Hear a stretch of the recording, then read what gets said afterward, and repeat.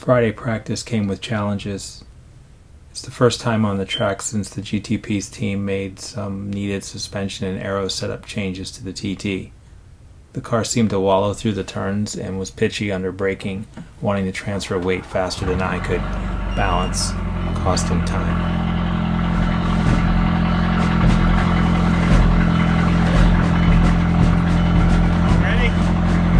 Ready as I'm ever going to be. Push that up or something? Yeah. Okay. Yeah. There. Alright. It's going to be a little damp out there, but you got some tires that's going to be pretty good for it. Should, if they warm up. I generated Shenandoah, but I wasn't racing. That was just time trial. Yeah, so yeah. I might come in after 3 or 4 laps. Okay, We'll see. all right. Just load your camera, that's all.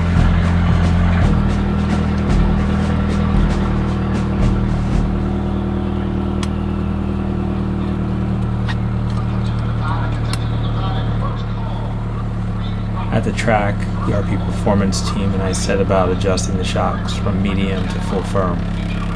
But in the next and last session of the day, before I could get a feel for the new settings, the car developed a massive power problem. Boost was dropping out above 4,500 RPM or 90 miles an hour. I retired for the session. Clear. We're good. Keep going. Have fun.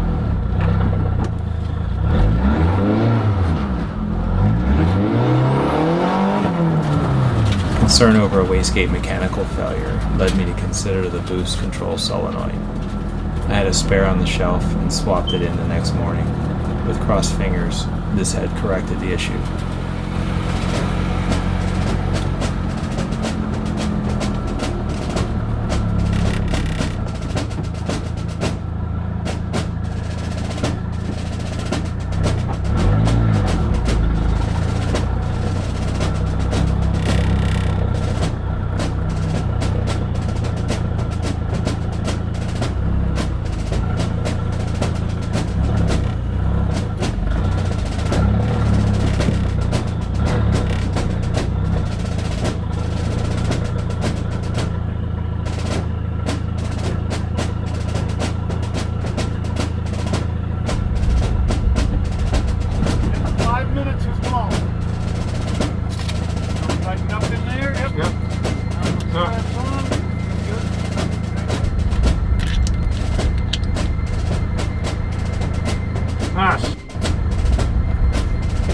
There's a little bit of water down in turn 1 near the braking area. Okay. All right? What the? Do I have it right? Oh. There you go. There you got it. Alright, I'm ready.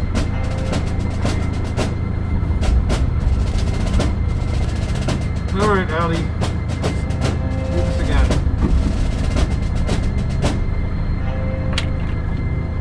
I had an hour drive in through the pouring rain and fog this morning to completely psych myself out.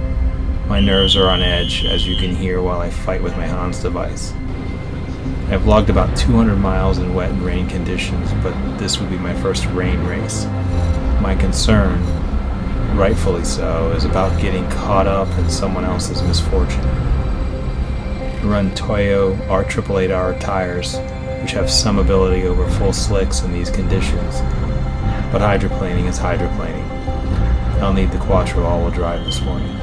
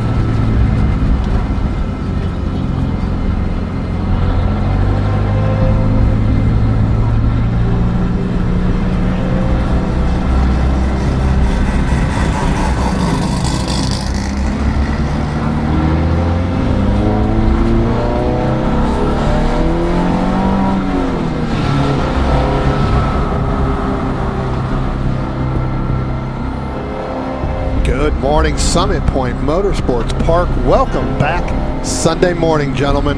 Here we go. Second day, MARRS 1 Northeast Division. I'm telling you what, I am so excited today. We bring a different element to this racetrack today, guys, right? Not only did we have warm, sunny weather in the morning, because it was pretty warm yesterday. I actually had to walk around with just a sweatshirt on because it got so warm. In the afternoon, it got cold, it got cloudy, right? So we ended up with some different track aspects of what guys didn't expect by the time they came back, especially after lunch if you were early morning group. Now, this isn't the same racetrack. We've had a lot of rain last night, about a half inch. Checking the puddles near my camper, it's about a half inch. Didn't get the ruler out, but we're pretty close, right? All that rubber that was on this racetrack yesterday, it's all gone. It's all been wiped off because of the rains. Now, this track does puddle up in certain areas. If you look down here into turn 1, heading down into turn 1, when you get to that braking zone, that 300-foot mark, there's some puddles on driver's left. That's the angle you want to get into. To hit the entry of the corner, to get to that apex of turn 1 and hit the exit coming in between 1 and 2 and getting out of there. There's a little bit of puddles.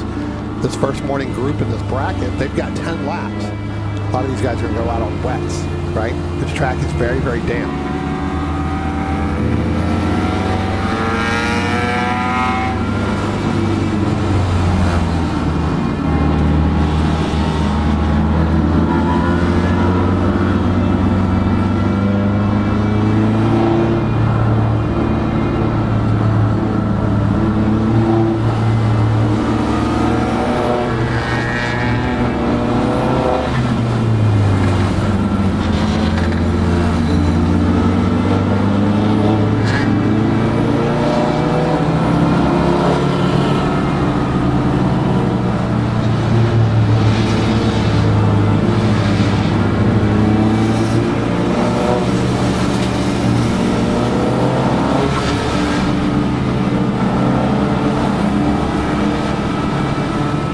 Comes our field right now. So Chris, I'm gonna let you take over. All right, thanks, Brian. We're waiting for that green flag. We're ready to rock and roll our first race on a wet Sunday. And here we go. We have the green flag. We're ready to rock and roll. And it looks like the number 17 car, Anthony Thomas, takes the early lead, although they're neck to neck right now with Martin Harrison and Tim. All right, everybody's making their way down to turn number 1, and Brian, that splash is really coming up, so I'd imagine the person that would be behind the car in front of you has a lot of problems trying to see where they're going with that spray coming back up from those puddles that you mentioned down in turn 1. Coming out of the turn number 2, definitely see the Anthony Thomas machine making his way. Oh, got a late start here on the track. I didn't catch that number. 124 car. Okay, everybody's moving pretty slow, technically speaking, going into turns number 4 as they're going to be making their way down the chute. I do notice it's a little touchy right now.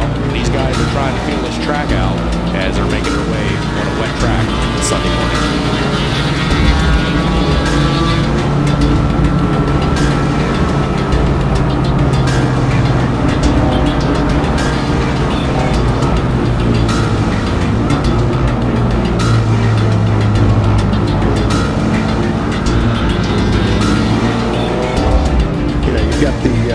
The 124, I think that's what it was. That was 124 Kyle Fulton, and he just went and spun in turn 3, complete 360, got it going, put it in gear, and keep going. So what a way to wake up in the morning, right? Yep. Get up a little bit, you're late for your first group, you come out, you get 2 turns in, you get to turn 3, 360, keep going. I think he's awake now.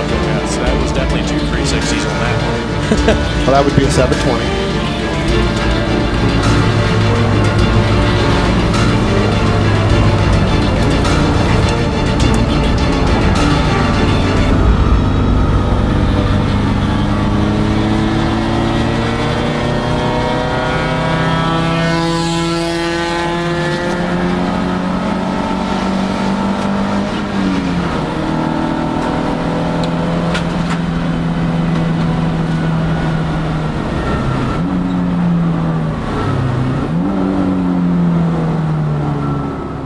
As they go around to turn 1, going through the puddles, as you can see that water splashing up.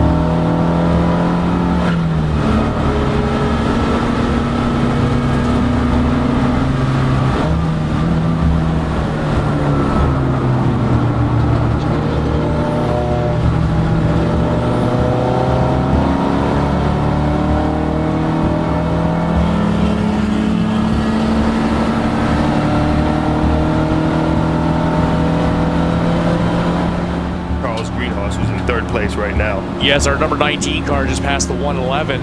Albert Silencio, the 19, just passed Marks in the number 111, switching positions there from 6 to 5 as they made their way across start finish. As we're looking back towards turns number 1 and 2, everybody's moving pretty good coming through. Hitting the brakes, Brian, a little early than what I've noticed yesterday going into turn number 1. Yeah, well, again, that's that dampness of the track, right? So you've got that puddle that's over there on driver's left I was pointing out to in our opening there. Looks like we may have a spin. It does look like that's our second place car that it looks like is spun off there in turn 3, sitting between turn 3 and 4. So that is the 12 of Mark Harrison. Looks like it. So again, guys really trying to take turn 3 just a little bit faster. And again, with as much rain as we had, Tim, next thing you know, what's going to happen is that we are going to end up with, once you get into that water and you get over there, you're not getting out of that. Yes, and we have the standing yellow over here at turn number 3. And the 124, I believe, going back here, coming through turns number 1 and 2 right now. Here comes our overall leaders, Chris, and I tell you what's really going to be interesting to see is what they do with that Martin Harrison machine sitting over there between turns 3 and is getting ready to head towards turns 4.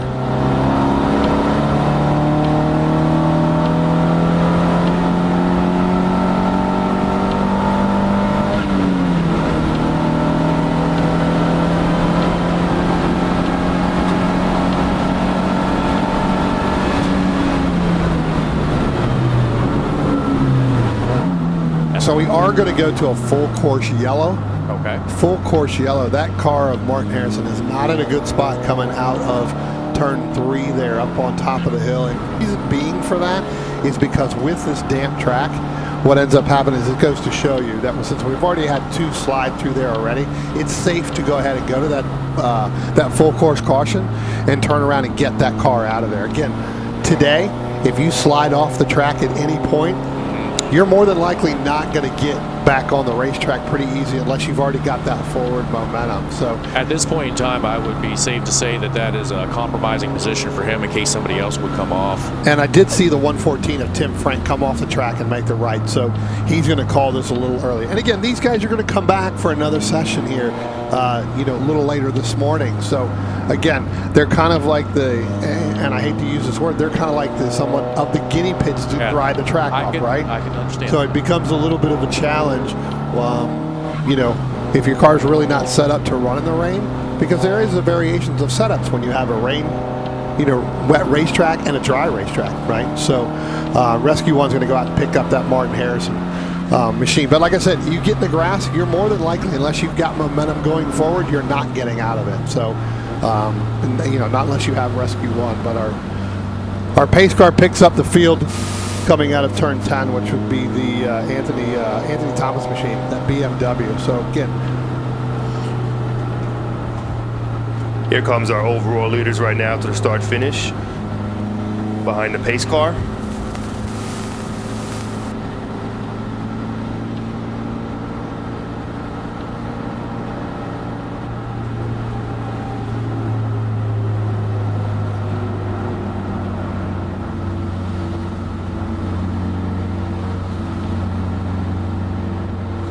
looks like we're going to send some other medical personnel down there to the Martin Harrison machine, so we'll have to see, make sure everything's okay there. But yeah, Charles Greenhouse and Reed, they don't have, they don't have windshield wipers as the BMW and the Porsches and the other car. So you see them come down the front stretch with their gloves, cleaning their visors on the on their helmets. So it makes it a little tough to see when you get it. Got to make it difficult. Plus, throw in now the sun's coming out. Now the electric vehicles out here too. I would imagine that's a little much on the helmet shield there. Well, that's what I'm saying. So you see them coming down the front stretch, right? They can do it with one hand on the wheel, especially if they're not side by side or racing anybody. You've got to clean your visor. Yeah, I mean, it's different, right? So not only do you have that, right? You've got a damp racetrack. You've got the mist coming off the car in front of you. Oh, and by the way, now throw the glare of the sun. Yes. It's hitting the wet racetrack. We've all been there where you drive down the road. Absolutely. And that sun hits a wet, damp racetrack. or hits a wet, damp track, and then, you know, ends up, you know, causing a bigger problem. So, Brian, for us alone with the sun glaring in, it's hard enough for us to see what's, you know, calling the races. Could imagine driving a vehicle at these speeds with the sun glaring in. It's, man. It's a little tough, but I will tell you that these guys, you know, and I have them too. You have a, you know, tinted visor. So, you know, so you put the tinted visor on when you know the sun's going to come out at some point. And like I said, the wind's going to pick up later this afternoon. The sun's going to come out, and I tell you what, this track will dry. There are some spots that look like it's starting to dry a little bit, kind of in the racing line. But when you get down to the braking zones, with again about a half-inch of rain last night, and some pretty heavy rains, you know, at some point off and on, even in the early morning, going to make a big difference. So hopefully we can. This track will dry out.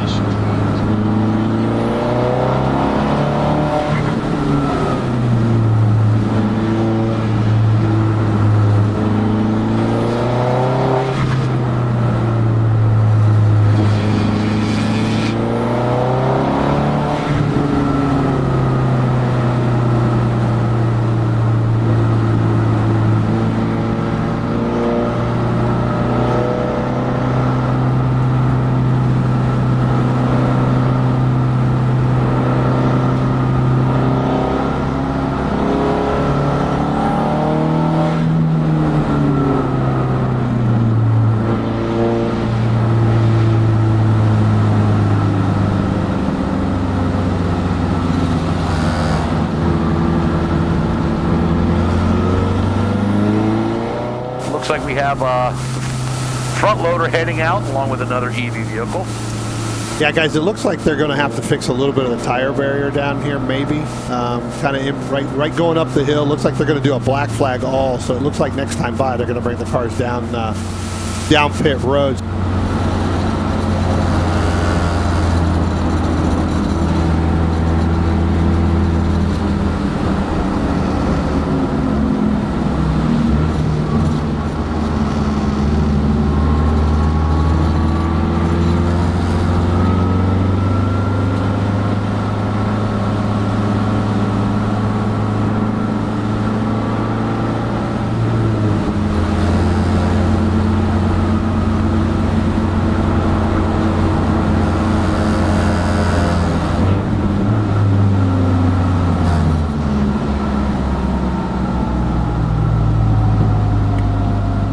Track does have some certain puddles that will probably stay throughout the day, right? I know we'll have the wind later on, but especially going out in turn one, I'm sure you guys can see some down there, especially coming through 5 and 6. 5 and 6, that runoff or run through that always happens right there. That's going to be with us for the first couple of sections, and then you've got the one, Brian, as you'll remember, just before 7 that comes through from time to time as well. So yeah.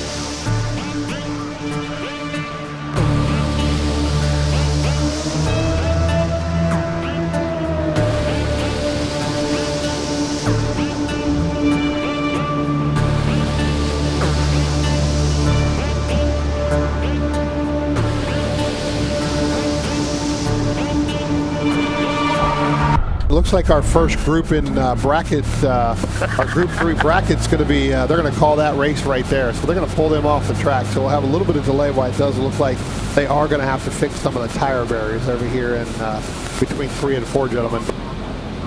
Performance Motorsports Network.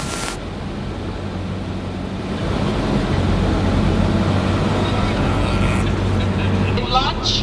If you need any booster tire support, please get it quickly. They'll close 30 minutes before lunch starts. Thank you.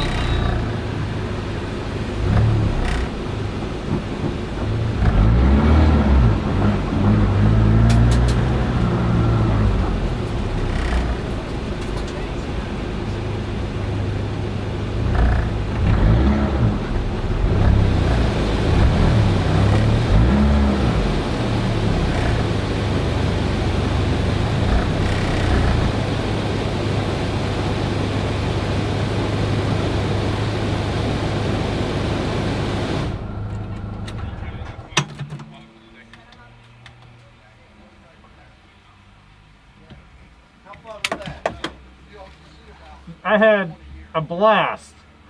I was like, why are these guys going so slow? Well, yeah. The extra 2 wheels of support doesn't. Exactly. That was. I mean, that was great practice. You're gonna need a fuel tank, or how are you fuel? I guess it's a cut short. You're probably okay. I'm at like 1/8 of a tank on the gauge. Maybe another gallon for the. Yeah, because I have another 10 lap race. That's it. Yeah, give me a gallon or 2, whatever you feel like doing. All right. I'll pop it.